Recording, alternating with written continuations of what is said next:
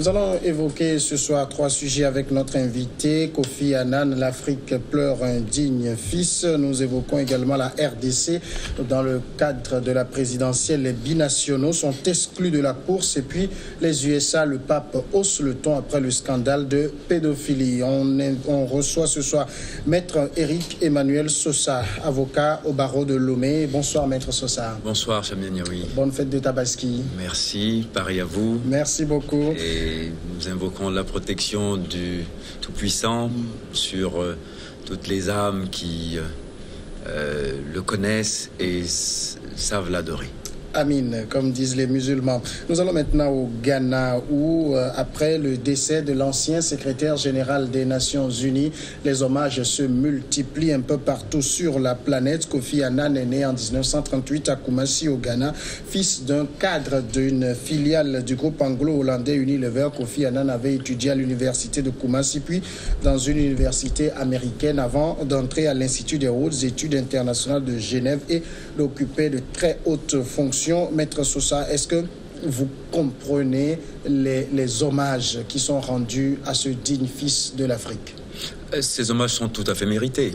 Kofi Annan a représenté avec brio une image digne de l'Afrique sur la scène internationale, et le fait qu'il se soit hissé sur le toit du monde en incarnant la suprématie diplomatique mondiale, parce que c'est vrai, il n'y a pas plus haut que l'ONU comme organisation internationale, et le fait que ce soit un Africain de son acabit qui a occupé avec beaucoup de hauteur, sans jamais avoir trempé dans quoi que ce soit qui, disons, entache l'image de l'Afrique, mérite, au moins pour cette raison-là, tous les hommages et tous les épithètes qui aujourd'hui sont rassemblés pour le célébrer. Oui. Est-ce que Kofi Annan, c'est simplement le grand diplomate ou bien le grand diplomate africain? Le grand diplomate tout court. C'est-à-dire qu'en fait, il a réussi à démontrer qu'il faut complètement décomplexer l'Africain. Il a montré aux yeux du monde qu'à sa place, à la même place, un Africain peut faire aussi bien ou aussi mal qu'un Européen, un Asiatique. C'est-à-dire que son parcours n'a pas à rougir de ce que ses prédécesseurs ont fait, non africains, et ce que ses successeurs ont fait aussi. Parce que quand on compare les bilans, il n'a pas été ni meilleur ni pire que ceux qui l'ont précédé et ceux qui lui succèdent. Est-ce qu'on est d'autant plus fier de lui parce qu'on est africain? Forcément, parce que l'élection de Kofi Annan a été quand même, au plan historique, un événement particulier. Il faut quand même se dire qu'il représente un continent qui n'est pas représenté au Conseil de sécurité. Il avait programmé des réformes qu'il n'a pas pu faire parce qu'il n'était pas accompagné par les grandes puissances. Parce que, en fait, quand on est secrétaire général de l'ONU, on est d'abord un grand collaborateur des grandes puissances. C'est bien de cela qu'il s'agit, et il a servi, en fin de compte, l'agenda de ces grandes puissances. Parce que tout le monde a imaginé qu'avec un Africain à la tête de l'ONU, beaucoup de solutions seraient trouvées à des crises africaines. Ce n'est pas le cas. Ça a été la démonstration que tout secrétaire général de l'ONU confus, on n'a pas nécessairement les moyens aucun moyen politique en général. On n'a non seulement aucun moyen politique, mais aucun moyen militaire. En général, on n'a aucun moyen. On n'a qu'un pouvoir symbolique et diplomatique, c'est tout. Et lui, il a réussi peut-être à ce poste-là à imprimer sa personnalité, une marque particulière à ce poste? Oui, par d'abord sa personnalité, comme vous l'avez dit. Il avait une élégance naturelle qui lui permettait, avec une diplomatie personnelle tout à fait raffinée, de prendre en charge des dossiers délicats et de les régler avec le tact diplomatique qui s'y est. Et je pense qu'en cela, il a été un grand professionnel de la diplomatie. Et le fait qu'il fût africain nous donne des raisons de nous enorgueillir. Alors, Kofi Annan est ghanéen. Bon, il a quitté le Ghana très tôt, entre 24 et 26 ans, mais durant toute sa carrière, il n'a pas vraiment semblé mettre son pays en avant. Est-ce que c'était par obligation professionnelle? C'est ça la dignité de la fonction. Ce n'est pas parce que vous êtes asiatique, africain ou européen que vous devez privilégier dans votre parcours et dans votre agenda politique le continent ou le pays dont vous êtes originaire. Et je pense qu'en cela, il a justement été digne de sa fonction et il a rendu un grand service à l'Afrique d'ailleurs, en ne focalisant pas sur l'Afrique en général, parce que, à toutes les fois que vous êtes interpellé, en tant que secrétaire général de l'ONU, à peu de choses près, vous êtes un peu le maître du monde. S'il avait une armée, il y a beaucoup de choses qu'il aurait pu faire au service de la paix dans le monde. Et beaucoup de choses se sont passées à son détriment, à son grand dam, en tant que personne et aussi pour sa fonction. Mais en tant qu'Africain, moi j'ai apprécié qu'il se soit consacré exclusivement à sa fonction en faisant en sorte que le fait qu'il soit africain soit totalement indifférent. Et c'est ça le meilleur service qu'il a rendu. Vous savez, pour faire un parallèle, quand je vois quelqu'un comme Cheikh Modibo Diarra, qui a été un grand Africain à la NASA, et qui aujourd'hui s'est abîmé dans de vils combats politiciens au Mali, et en fait on retiendra de lui qu'il a été un ingénieur de la NASA, qui a fini son parcours dans les abîmes politiciens au Mali, et c'est bien malheureux parce qu'on aurait préféré que Cheikh Modibo Diarra restât dans sa sphère de compétences et à la limite développe, puisque quand il a été à la NASA, ça veut dire qu'au moins c'est un grand physicien, un as de la physique appliquée. Il aurait pu, par exemple, trouver des solutions pour l'énergie solaire au Mali. L'histoire se souviendra de lui comme étant un grand scientifique. Mais aujourd'hui, on se souvient de lui comme un scientifique qui a fini sa carrière en politique et de la plus médiocre manière. Et ça, Kofi Annan a sans doute su l'éviter. Absolument. C'est pour cela que je dis, on peut saluer davantage le parcours, parce que diplomate il a été de formation, diplomate il a été de carrière, et il a servi le monde en faisant au sommet de son art ce qu'il savait faire. Et ça, il est bon que les Africains s'illustrent sur la scène internationale en démontrant des capacités de cette nature-là, pas nécessairement dans l'arène politique. Parler de lui comme un digne fils de l'Afrique, c'est pas superflu? Totalement, oui. Parce que, dites-moi, quels sont les indignes fils de l'Afrique? Nous sommes tous dignes de l'Afrique. Le fait... Non, le parcours lui-même témoigne de la qualité de l'homme. Voilà. Rajouter effectivement qu'il fut digne fils de l'Afrique est totalement superflu, je suis d'accord avec vous. On va évoquer le second sujet de cette partie invitée, c'est la RDC. La présidentielle s'annonce normalement pour le 23 décembre prochain. Et dans le pays, la démarche du ministre de la Justice qui vise à exclure de la présidentielle les binationaux est soutenue par certaines organisations comme la Synergie des missions électorales citoyennes. Cette dernière estime qu'il faut en fait respecter les exigences de la Constitution. Alors voilà un grand débat. La Constitution congolaise, elle est très claire. La nationalité congolaise est exclusive. Il faut donc l'appliquer. Totalement. Oui, pour l'instant, elle est exclusive. Il faut donc l'appliquer. Le débat n'a pas lieu d'être. C'est-à-dire qu'en fait, il faut qu'on comprenne une chose. Aujourd'hui, tout se passe, enfin, le scrutin qui va s'organiser se passe sous le régime juridique d'une constitution qui promeut l'exclusivité de la nationalité. Très bien.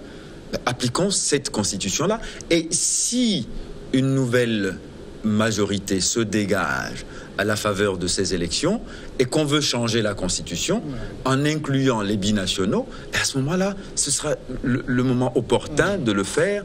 Mais aujourd'hui, poser ce débat déjà dans un climat politique qui est extrêmement clivé, avec beaucoup de thématiques très antagonisante.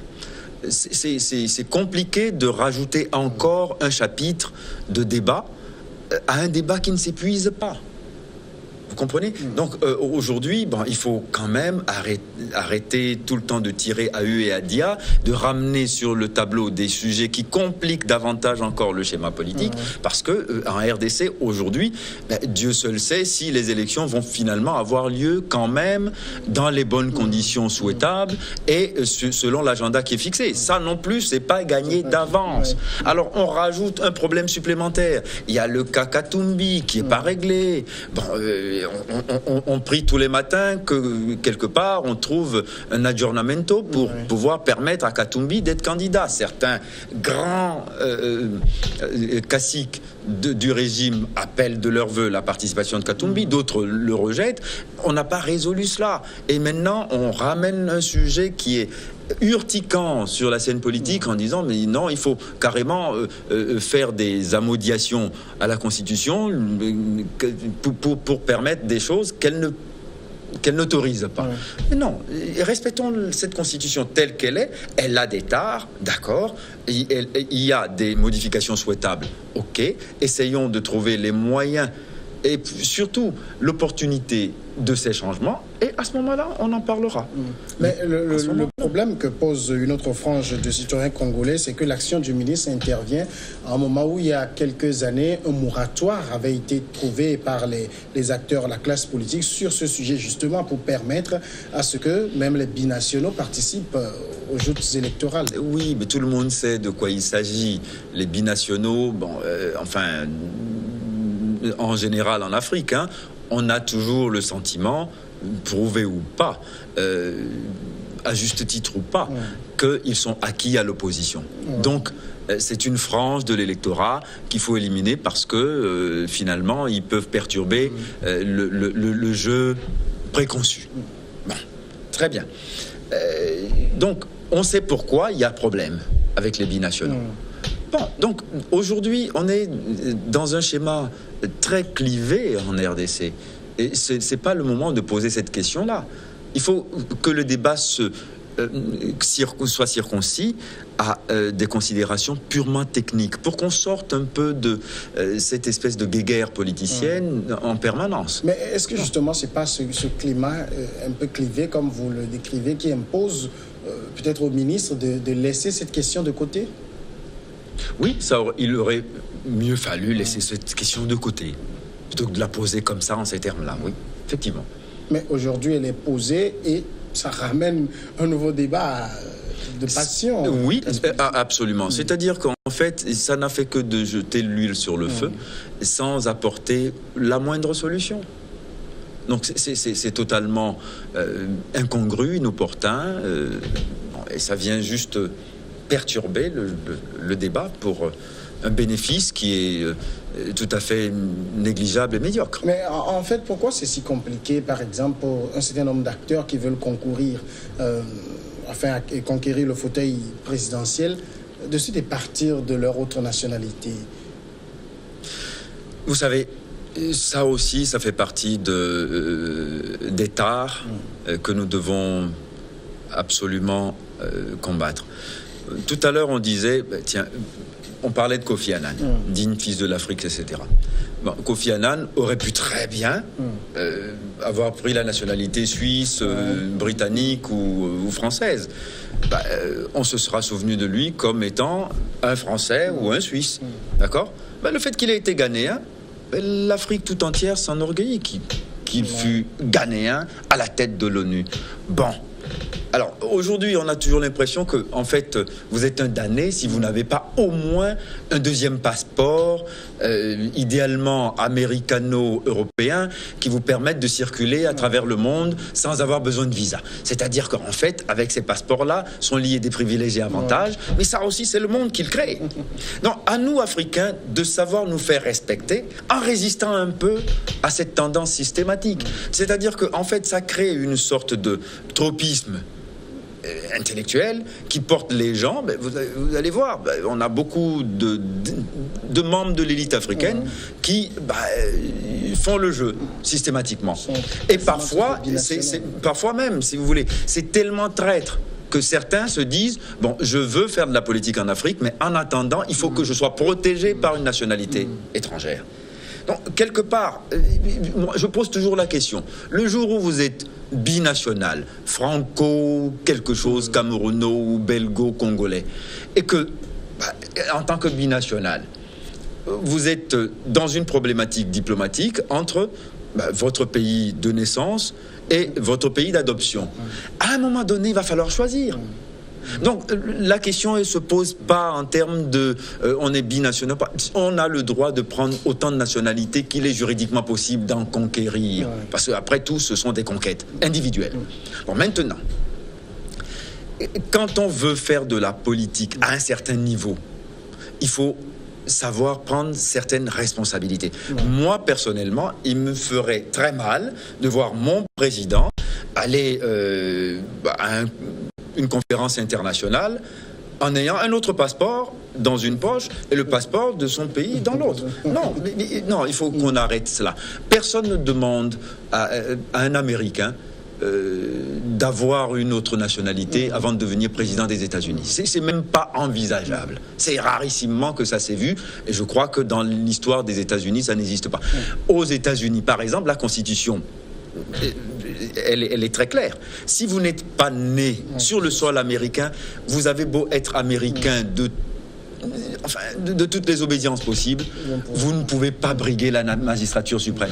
Eh bien, que les Congolais disent on ne peut pas devenir président au Congo ou on ne peut pas exercer certaines dignités politiques au Congo si on a une autre nationalité, je le conçois tout à fait et c'est une idée qui est défendable. Ce n'est pas une hostilité contre quiconque. Je crois que chaque pays a le droit de hisser la dignité citoyenne et nationale à des niveaux d'exigence qu'il veut.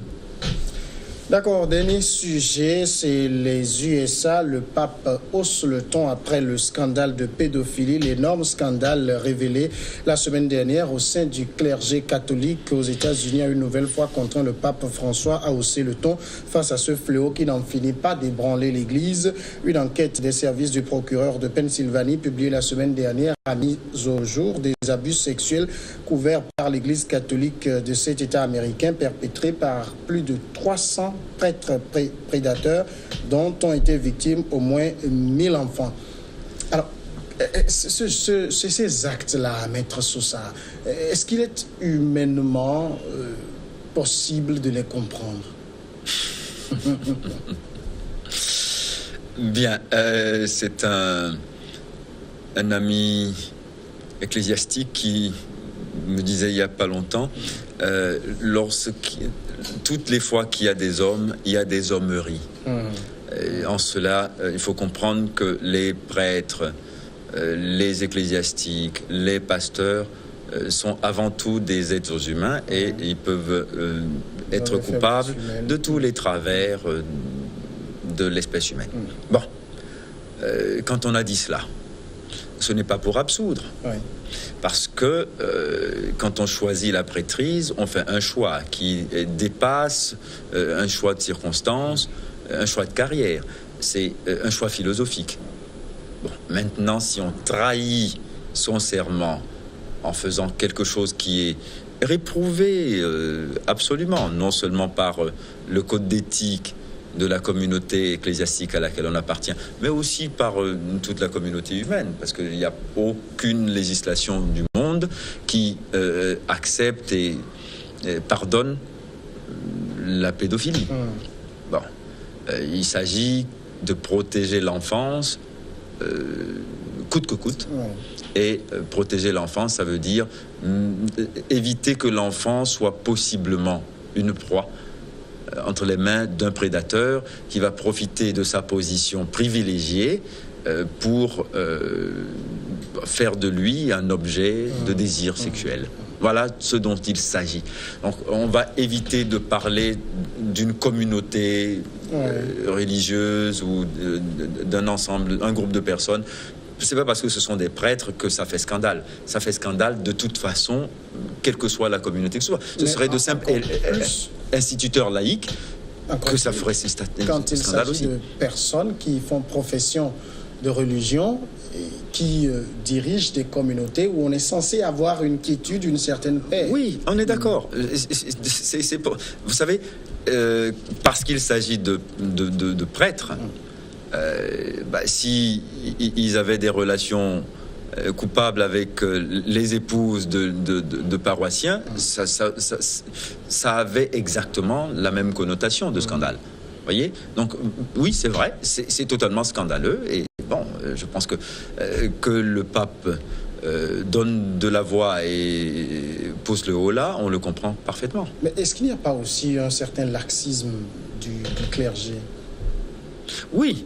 Parce que le fait qu'on ait comme ça, de façon compulsive et massive, des exemples aussi nombreux dans la durée aussi, est quand même un sujet inquiétant. Ça veut dire que dans la hiérarchie, on a tendance à un certain laxisme, on a pris trop de tolérance avec le sujet, et finalement c'est vrai que l'Église en sort affaiblie, pas affaiblie, c'est pire que ça, avilie, parce que c'est vrai, vous savez, quand on se retrouve en face d'un ecclésiastique et qu'on dit mon père, il y a toute une charge symbolique dedans. Et disons qu'on projette là-dessus toute sa spiritualité, parce que l'onction qu'il a reçue devrait normalement en faire un être d'essence supérieure. Et bien, toutes les fois qu'on le retrouve dans ce genre de turpitude, pécamineux, comme à peu près monsieur tout le monde, effectivement, ça avilit la fonction. Et ça pose des questions sur la pratique de la foi. Alors, que le pape hausse le ton est une chose, mais on sait aussi qu'au sein de l'Église catholique, il y a comme une sorte de justice à part. Est-ce que c'est à l'Église de sanctionner ou à la société dans laquelle les faits ont été commis de sanctionner? Bon, la question se pose, et il y a toujours une justice canonique. Il y a le droit canonique qui, de toute façon, s'applique aussi procéduralement. Donc, ils sont sous le coup de la loi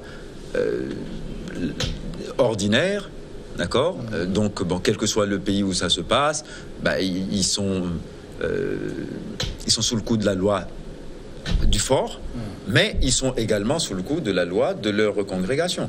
Donc, sous les deux chapitres, ils sont justiciables. Maître Éric Emmanuel Sosa, merci d'être passé répondre à nos questions. C'est toujours un plaisir.